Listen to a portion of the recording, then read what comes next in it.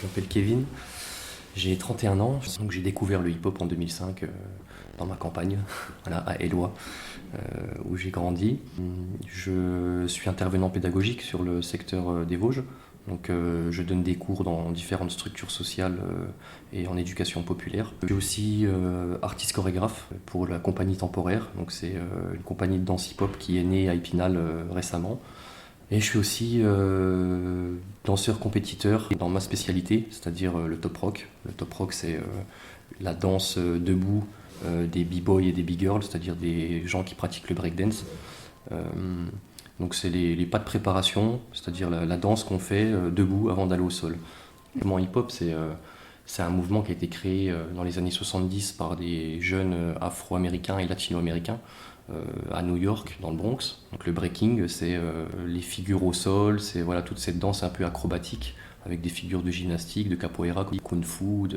Voilà. On est en 2021 et aujourd'hui ça a beaucoup évolué, ça s'est structuré, ça s'est professionnalisé. Voilà, il y a des kinés qui nous suivent, des ostéopathes, enfin, voilà, c'est vraiment un sport reconnu haut niveau, la preuve avec les JO.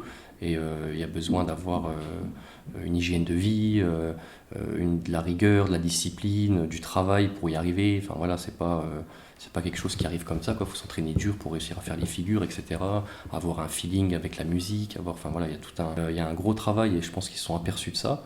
Et du coup, il faut savoir que le breaking, ils n'ont pas demandé pour rentrer au JO. C'est les JO qui sont venus nous chercher. Et ça, c'est quelque chose qui est quasiment euh, on n'a jamais vu, quoi. Enfin, c'est très très rare. C'est-à-dire que d'habitude les associations, enfin voilà, les disciplines font des demandes pour arriver aux JO.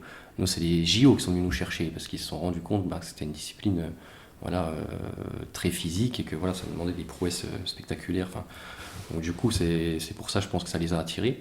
Et ce qui est bien, c'est que ça met un œil aussi sur la jeunesse. Je pense que les jeunes regardent les JO et ça peut aussi les attirer.